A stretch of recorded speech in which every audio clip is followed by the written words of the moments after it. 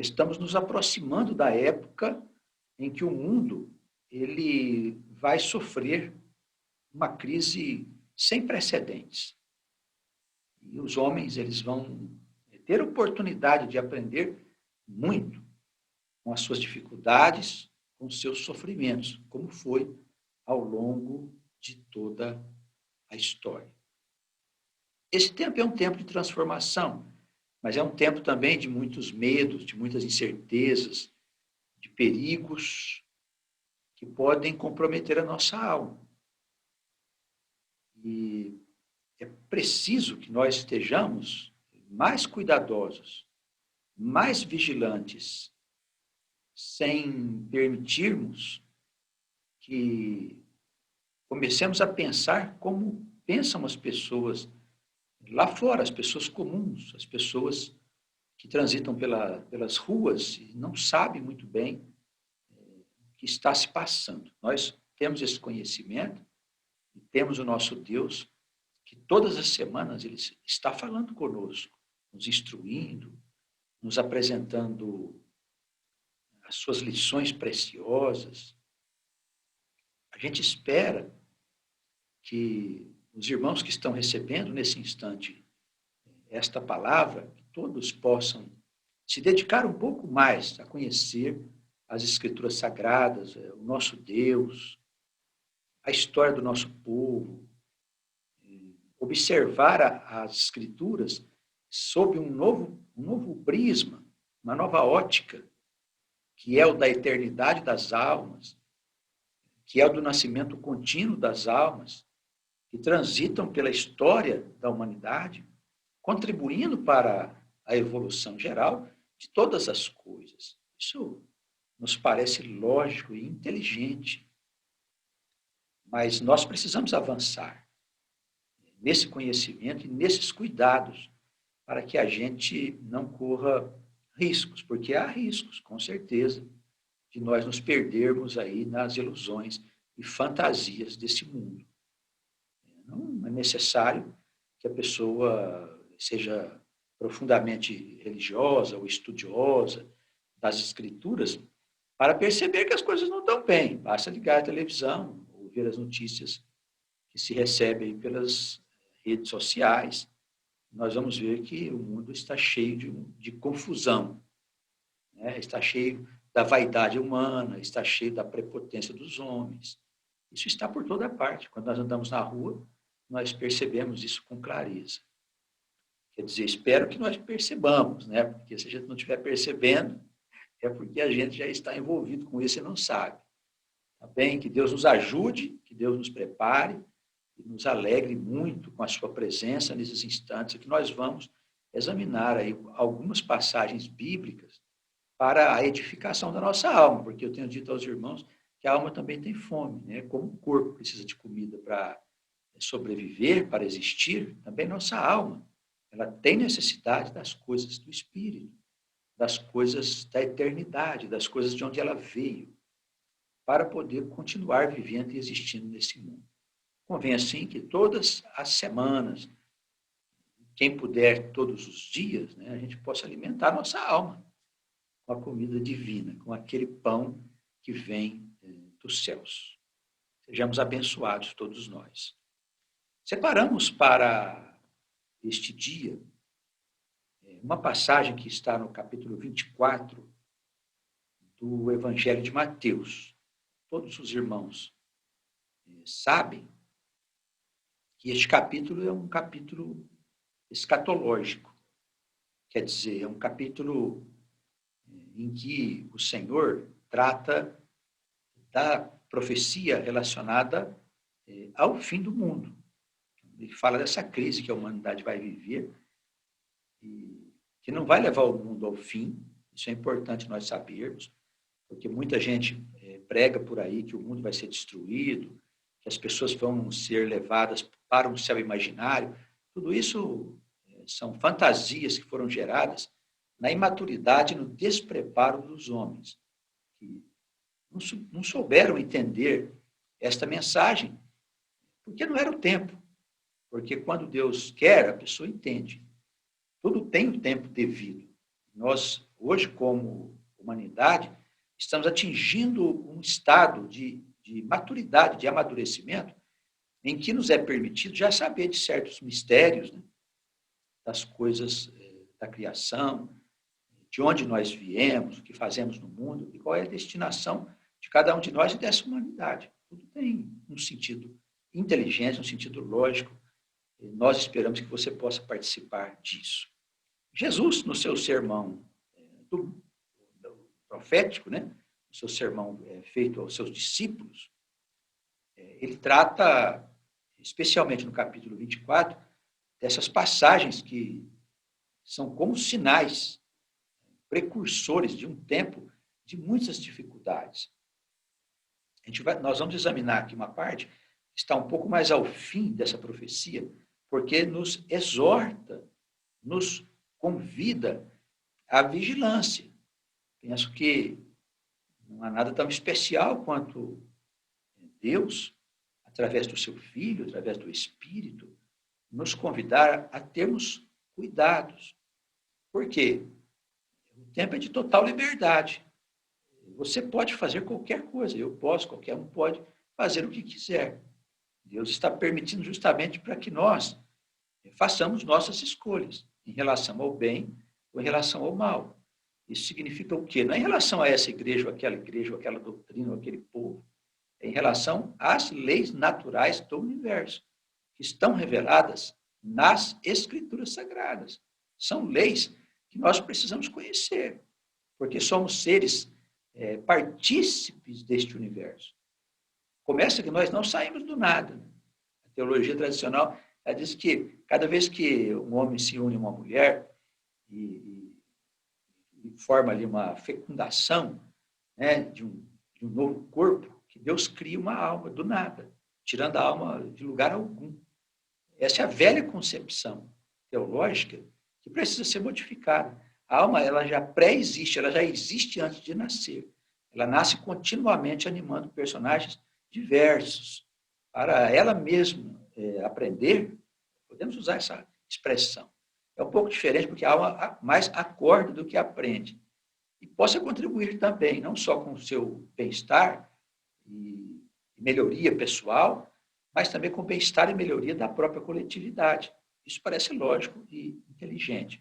Então, é uma época que nós temos total liberdade. Se nós fizermos mau uso dessa liberdade, nós podemos nos comprometer com esse juízo.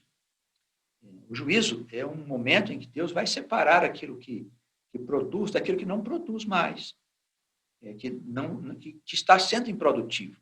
Imagina o seguinte, nós somos comparados frequentemente pelas Escrituras como a árvores do Senhor. As almas são comparadas a árvores do Senhor e que precisam produzir. Isso é uma lei geral da criação. O que é o fim dos tempos? É uma separação. Há uns mecanismos de separação que Deus utiliza, que o homem desconhece, mas vai acontecer uma separação muito bem feita.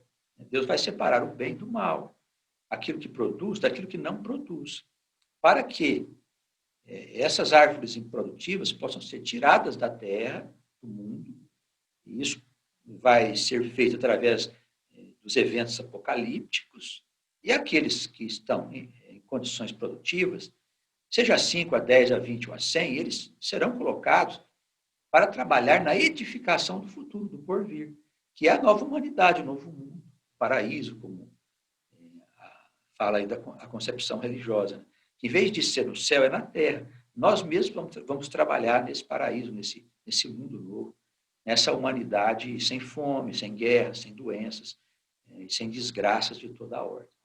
Então, tudo isso é muito inteligente. Tudo isso é uma coisa lógica. A pessoa que tiver o mínimo de senso percebe que é isso aí que está sendo revelado agora por Deus. A nós, a nosso grupo, a outros grupos também, eu creio em outros lugares do mundo, eles estão recebendo revelações semelhantes a essa que nós estamos trazendo aqui ao conhecimento dos irmãos.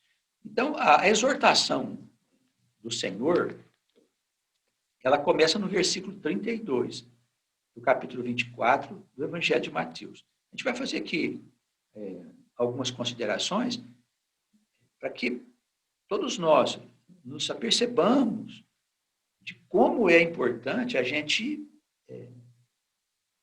estar vigilante, cuidando de nós como se fosse um terreno, onde uma praga que surge ali, a gente tira, uma outra surge ali, a gente vai tirando, arrumando, adubando aqui com a palavra, adubando aqui com as boas conversações, né?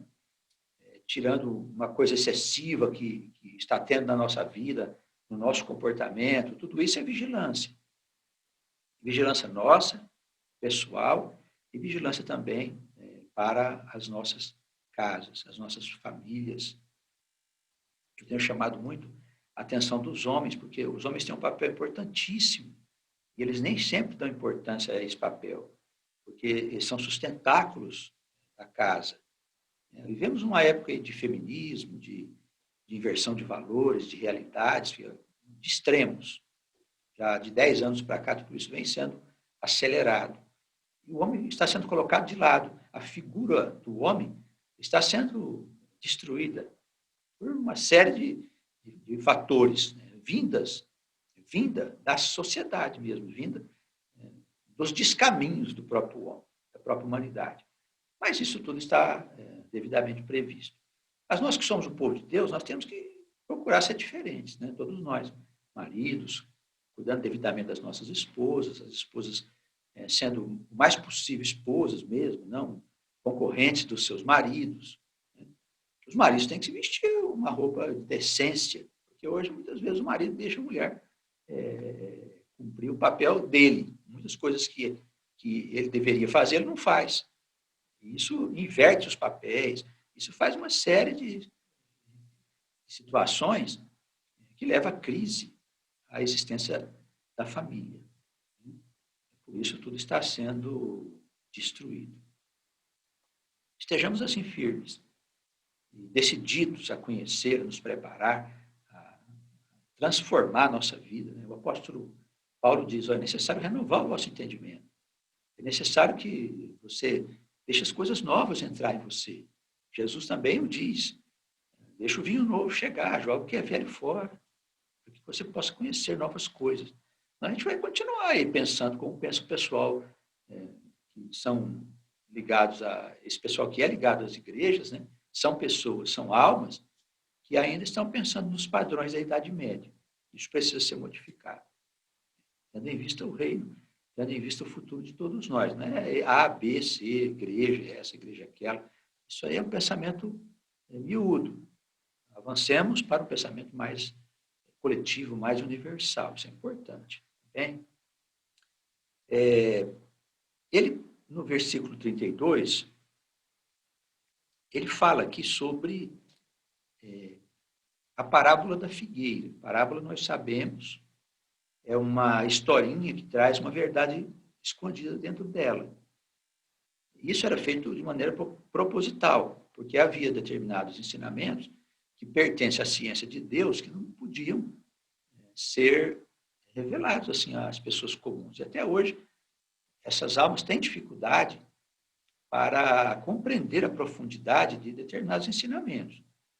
Mas tudo vem ao seu tempo. Não é que é proibido, velado, elas saberem dessas coisas. Absolutamente. Tudo é permitido, mas no tempo devido. E nessa época, era uma época que a ciência ainda havia se desenvolvido, estava apenas no começo, muitas coisas não podiam ser ditas.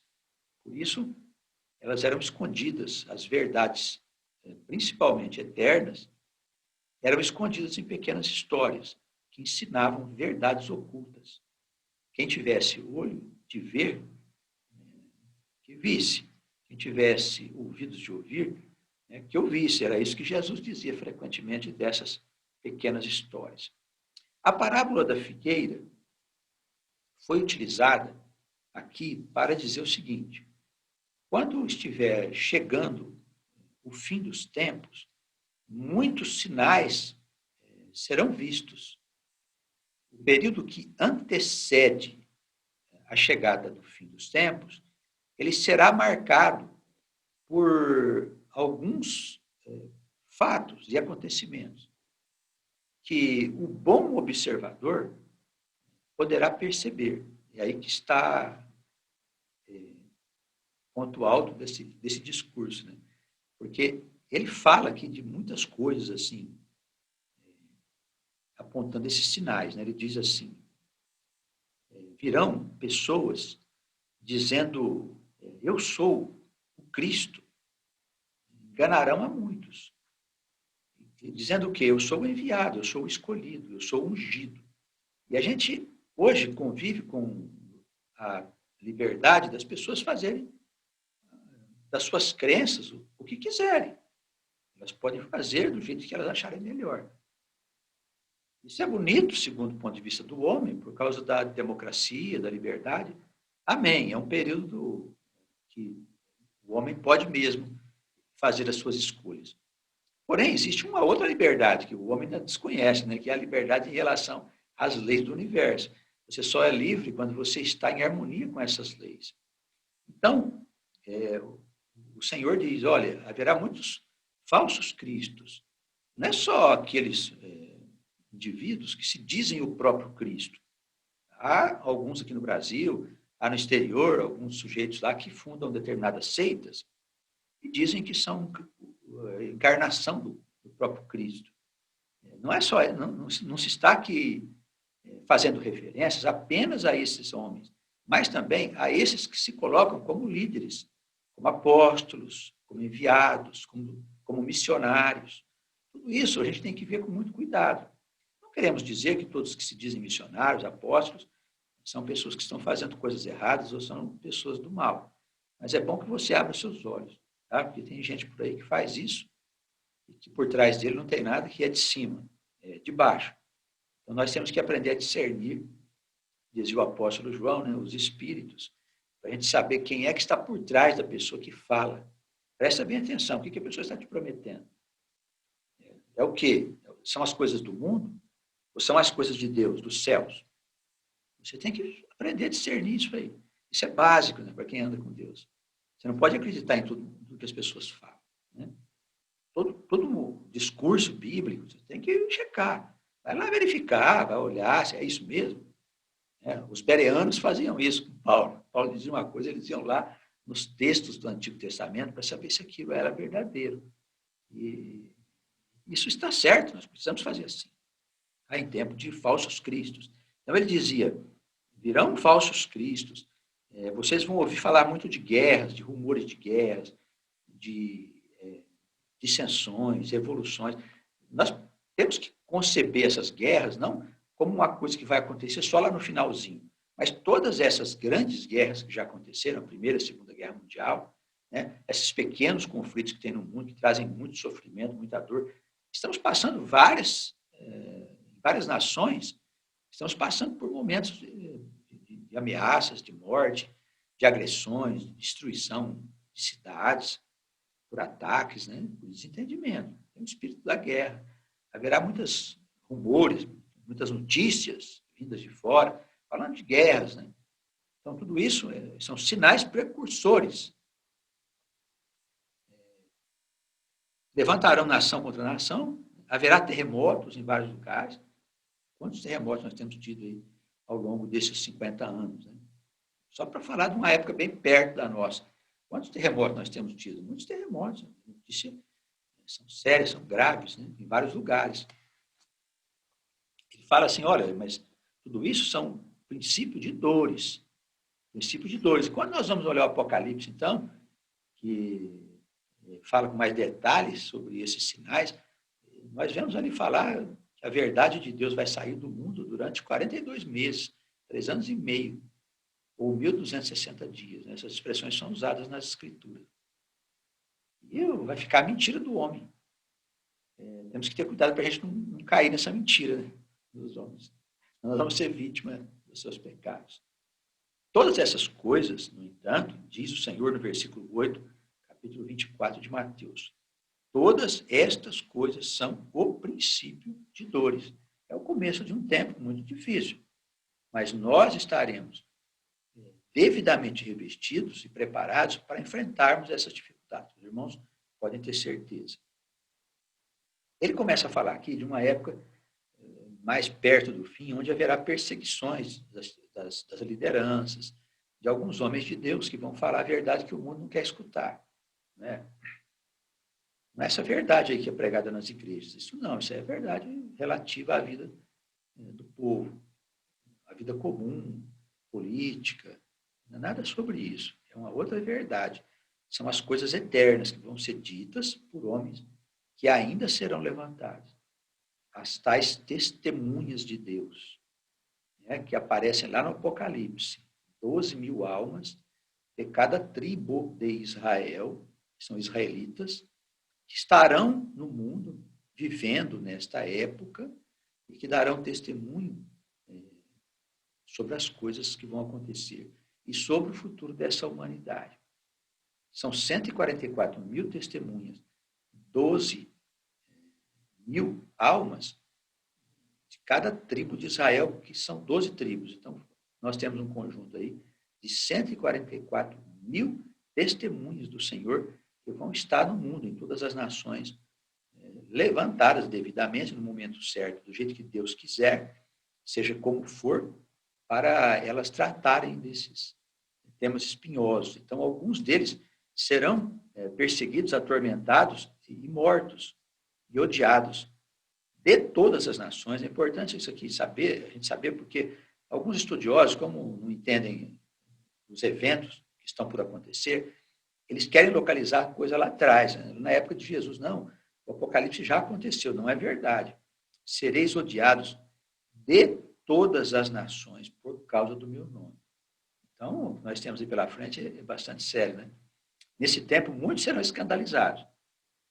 Trair-se-ão uns aos outros e uns aos outros se odiarão. Um tempo muito difícil, né?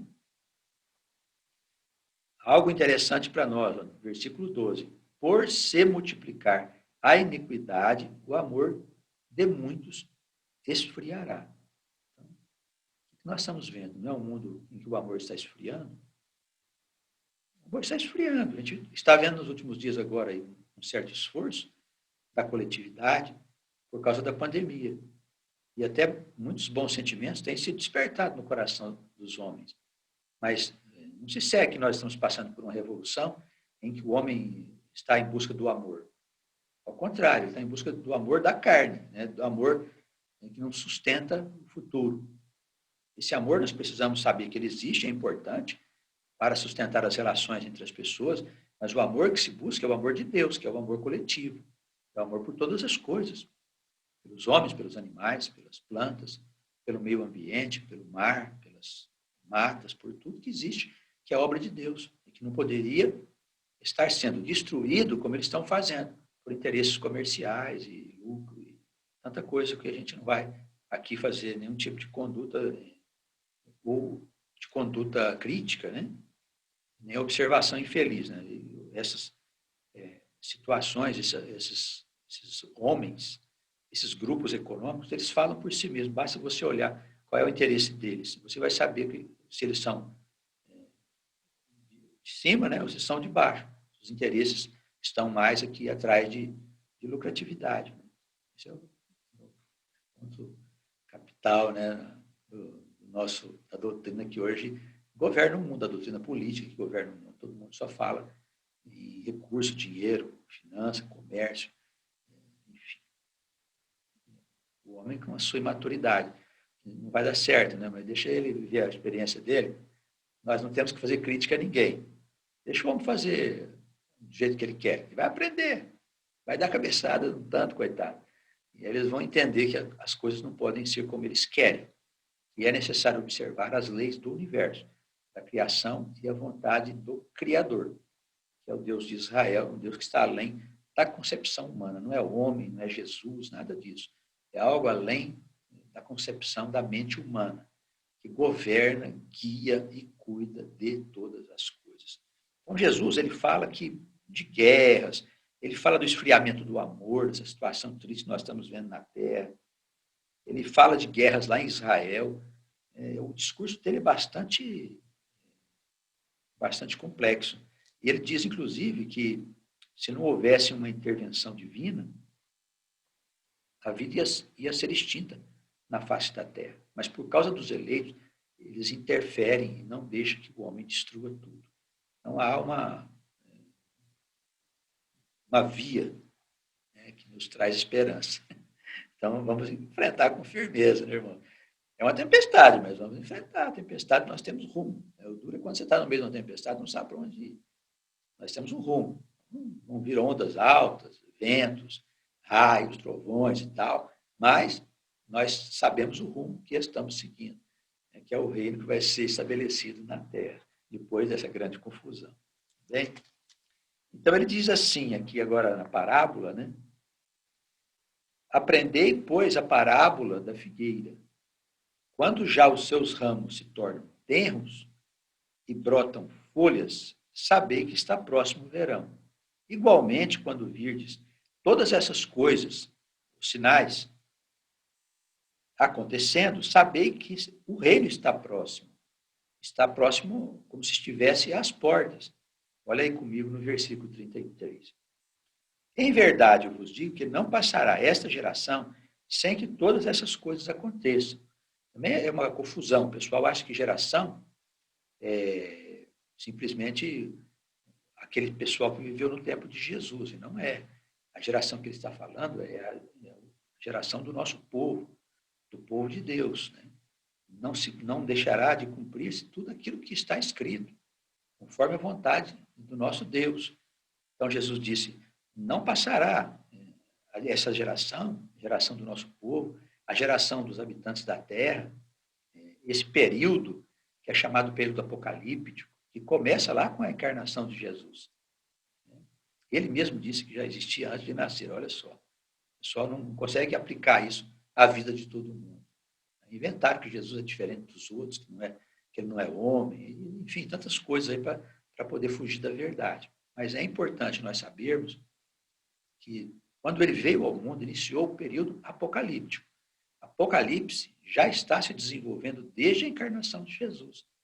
Porque 2000 anos não é nada nos céus. Para nós aqui, que passa de uma forma muito lenta. Para Deus, não. Há uma diferença muito grande de tempo. Então, tudo já está acontecendo desde a encarnação do Senhor. Essas coisas vão acontecer. O céu e a terra passarão, verso 35, mas as minhas palavras não vão te passar. Mas daquele dia e hora ninguém sabe, nem os anjos do céu, mas unicamente meu Pai. Então, não há dia marcado para acontecer essa crise. Só Deus sabe os dias que virão e que trarão para nós o reino de Deus definitivamente, que é a nova ordem no mundo. E não vai acontecer assim, não. Estalar o dedo, virou um paraíso. Não. Paraíso é produto do nosso trabalho. Nós todos vamos trabalhar para isso. E a vida vai se desenvolver em todos os sentidos. Todos. Ciência, produção de alimentos, produção de bens para as pessoas poderem viver. Não é bens de consumo, olha só. Vamos ter que trocar essa palavra. Né? Bens de consumo é uma coisa. Bens para as pessoas viverem é outra coisa. Porque você não está aqui para consumir. Você está aqui para viver. Consumo é uma coisa que não tem fim. A vida flui naturalmente. Você vai ter as coisas que você precisa para você poder desfrutar da vida e desenvolver os seus dons nas diversas áreas. Então, área de produção, área de artes, música, poesia, arte, pintura, enfim, tantas coisas que o homem faz, engenharia, prospecção dos recursos naturais, organização das coisas destruídas, porque destruíram já boa parte da terra com essa história de ganhar dinheiro, né? Eles não se importam, poluíram os mares, poluíram a terra, fizeram de tudo. É necessário que tudo isso se organize, se arranje. E vamos fazer isso. Então, o paraíso vai ser trabalho das nossas mãos, o esforço de todos nós levarmos em frente a nossa tarefa, a nossa missão. Bem, essa é a missão do povo de Deus, orientar as demais nações para que elas possam encontrar o seu caminho. Mas isso só vai ocorrer depois dos eventos apocalípticos, quando o sistema que hoje está na Terra, ele se autodestruir, ele se autodestrói, ele traz em si mesmo os males da sua destruição, tá bem? Só para você aprender um pouco mais sobre a ciência do eterno, tá? É bastante profundo, mas a gente tem que falar um pouquinho, para você também não ficar nesse estado, eu acho que eu sou muito novo ainda para saber dos mistérios. Não, vai fazendo um esforço aí, tá? A gente sempre está pronto. Basta querer. Seguindo o contexto, naquele dia e hora, então, ninguém sabe. Mas como foi nos dias de Noé, e aqui que eu acho que é importante para nós, o que aconteceu nos dias de Noé? Noé anunciou que ia haver um dilúvio, ia cobrir aquela região toda de águas. Ninguém acreditou. O pessoal fazia o quê? Comia, bebia, dava em casamento. Estou no campo, tenho que ir não sei aonde, estou ocupado, todo dia eu vejo isso. E ocorreu, o dilúvio veio e destruiu tudo. Aquelas pessoas daquela região, elas pereceram. Então, também assim será no fim dos tempos. A gente vai estar falando das coisas, pessoas, não acredito que vai ser tão já, daqui 100 anos, daqui 200 anos. Né? Olha os sinais. Você tem inteligência. Olha os sinais. Veja lá o que está acontecendo no mundo. Você acha normal, então, o que está acontecendo no mundo? Olha as notícias. Olha como o comportamento das pessoas está sendo alterado. O aumento de crimes hediondos, loucos, que as pessoas fazem. É uma coisa absurda. Isso dos crimes que você tem notícia, as coisas que não são noticiadas, são muito mais. Muito mais. Acontece muito mais crimes do que você pode imaginar. A situação que a imprensa mostra é só a ponta de um iceberg, que está cada vez mais subindo e vai piorar profundamente a situação. Então, é grave o que está se passando no mundo, né? Muito grave. Então, o céu e a terra passarão, aquele dia e hora ninguém sabe, será como nos dias de Noé. Né? Você vai estar ouvindo falar do fim do mundo e vai ver muita gente aí continuando. Vamos passear, isso, aquilo. Vamos viver, vamos ir. Do mesmo jeito que o pessoal fazia antes. Preciso cuidar do meu campo, tenho que ver minha empresa, não tenho tempo para isso. Todos nós somos filhos de Deus. O assunto relacionado com a crise do fim dos tempos interessa a todos nós. Pequenos, grandes, livres, escravos, que trabalham, o que serve, o patrão, o rei, o príncipe, o governante. A crise do fim do mundo interessa para todos nós, vai afetar todas as nações. Isso é uma coisa que independe do homem, já está acontecendo. Então, vamos abrir os nossos ouvidos, não importa quem nós somos, vamos abrir os nossos ouvidos para ouvir a voz de Deus, para ouvir a voz dos pregadores. Eles estão anunciando coisas boas. Claro, tem pregadores por aí que só anunciam doidices, não dá ouvido para eles, não. Tá bem? Olha nos meios de comunicação, só loucuras. Você sabe discernir, você é uma pessoa inteligente. Olha o que eles estão querendo te induzir a acreditar que Deus vai te dar riqueza, que você vai ser bem-sucedido em tudo que você for fazer. Porque eles pensam que a vida é que Deus está preocupado em te ajudar a ser bem-sucedido, a ter dinheiro, a ter riquezas. Eles pensam isso. Fundamentado em quê? Em nada. Não existe isso nas Escrituras Sagradas. Não existe nada. Então, toma cuidado com os falsos profetas. Ele disse aqui no discurso. Né? Aqui no 40, ele fala de uma separação. Isso aqui é interessante, né? Ele diz assim, estando dois no campo trabalhando, será levado um e deixado o outro. Né?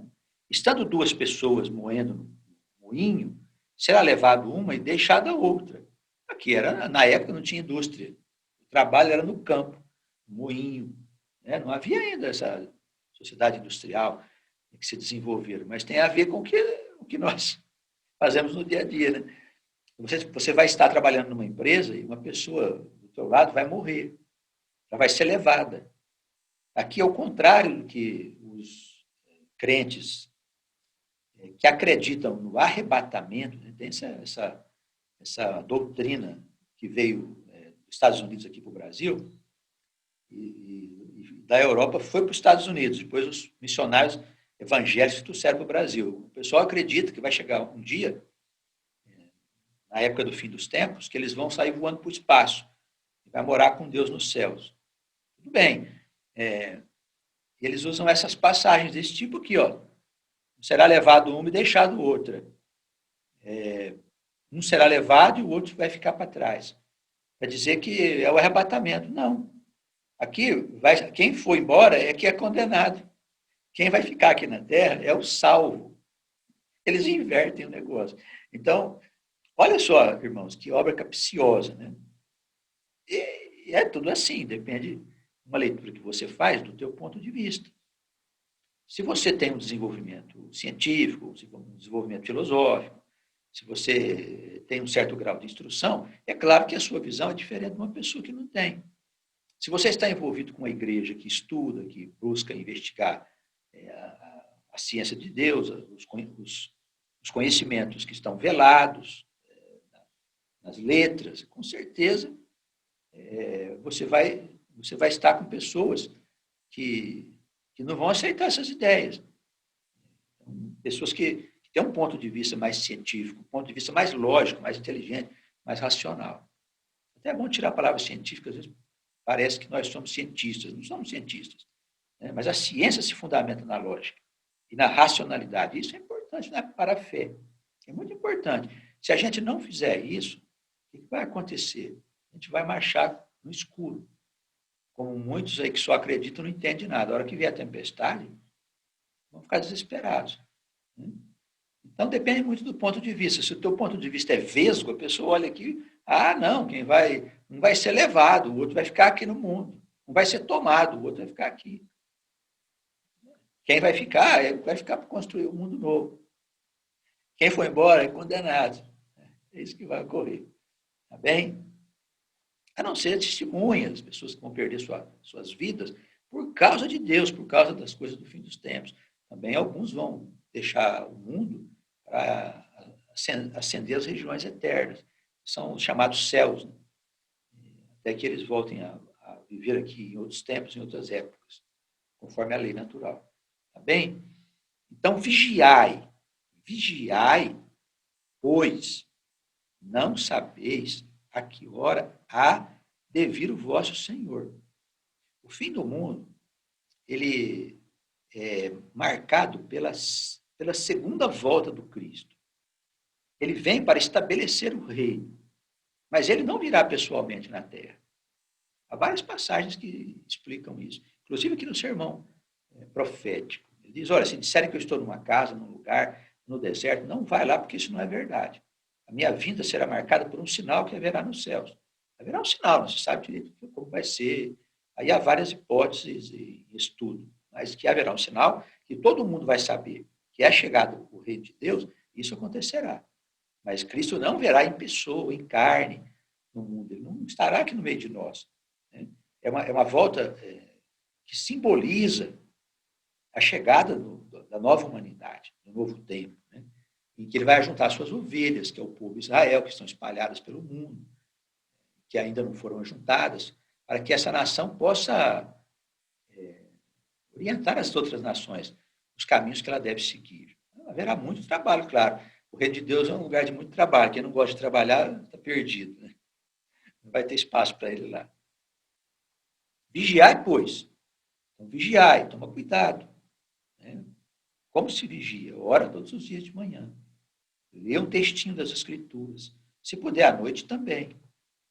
Participa dos estudos. Nós aqui nesse grupo que temos, estamos tendo estudos terças e quintas-feiras, que é transmitido ao vivo. Você pode participar de onde você estiver. Isso é uma forma de você estar se vigiando. Vai ouvir o pastor chamar a atenção de uma coisa, de outra, né? O comentarista que estiver aqui, enfim, falando sobre os perigos que existem no mundo, de posturas inadequadas que nós tomamos, que assumimos, e que isso pode trazer dificuldades para a gente poder entrar no reino. Vigiai, em todos os sentidos. Então, participe. Nós temos trabalho aqui com a palavra, nos finais de semana, aos domingos, às 20 horas. Participa, de onde você estiver. Faz disso um objeto da tua fé, um compromisso teu com Deus, para que você possa ter a oportunidade de ouvir a palavra, sob um ponto de vista diferente das religiões tradicionais. Isso é maravilhoso. Olha que coisa boa que essa comunicação nos proporciona, não é verdade? Vigiai, pois, porque não sabeis a que hora há de acontecer as coisas. Olhai para os sinais. Né? Considerai isto. Se o pai de família soubesse a que vigília da noite viria o ladrão, vigiaria sua casa e não o deixaria entrar. Então, ele encerra aqui essa primeira parte da exortação à vigilância, falando assim, olha, Se o dono de casa, que é o pai de família, o homem, soubesse a hora que a hora que o ladrão viria roubá-lo, ele montaria guarda, fecharia bem a casa, estaria ali pronto, armado e tal, para defender a sua casa, a sua propriedade, né? Então, nós temos que entender que nós não vamos saber que hora que o ladrão virá. Então, a gente não sabe que hora que vai ser o fim do mundo, esse período crítico, mas nós precisamos estar sempre vigilante, olhando sempre a nossa casa, cuidando dela.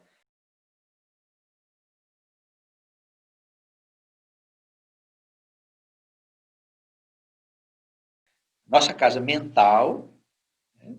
A nossa casa, que é a nossa família, e a nossa casa, que é a comunidade. Aí os irmãos têm que entender que nós somos o povo de Deus. E tem que haver um laço forte de vida comum. Né? Essa questão dessa enfermidade que veio sobre a Terra agora, nesse ano de 2020, deixou o povo tudo meio maluco, né? Fez com que muitos irmãos se desligassem da comunidade. A gente nem tem notícia deles, nem sabe como estão vivendo. Por quê? Porque não tinham laços fortes, verdadeiros. Será que eles vão entrar no reino? Não queremos fazer juízo de ninguém, mas não vemos sinal de laços de amor, de preocupação, de vida comum.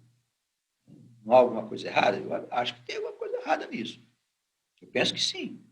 Então, há que vigiar. Mais uma vez, vigiai, porque não sabeis a que hora há de vir o vosso Senhor, a que hora que vai acontecer o fim do mundo. Mas considerai isso. Se nós soubéssemos a hora, nós vigiaríamos só naquela hora, mas nós não sabemos. Por isso, temos que vigiar todos os dias a nossa casa. Nossa casa, a casa da nossa família, que são os nossos irmãos, nossos filhos, nossa esposa, nosso marido, e a comunidade. A comunidade é o povo de Deus, o povo escolhido, é o Israel das Escrituras. Todos nós, crentes, judeus, somos povo de Deus, aqueles que são verdadeiros. Tem muita gente que só enfeita banco de igreja, né? Ou sinagoga. Quando enfeita, né? Quando não, é ateu, sai por aí falando que não convém, fazendo o que não convém. Tá bem? Mas tudo isso, não somos nós que julgamos. Quem vai julgar é Deus. Porque Ele conhece os corações. Nós não sabemos de nada. Bem, estejamos vigilantes, pois, para que não venhamos correr o risco de sermos condenados com as multidões. Agora, vamos orar, né? Um momento especial. Nós estamos juntos aqui. Vamos falar com o nosso Deus e pedir que Ele nos ajude, que Ele nos alimente com a sua presença.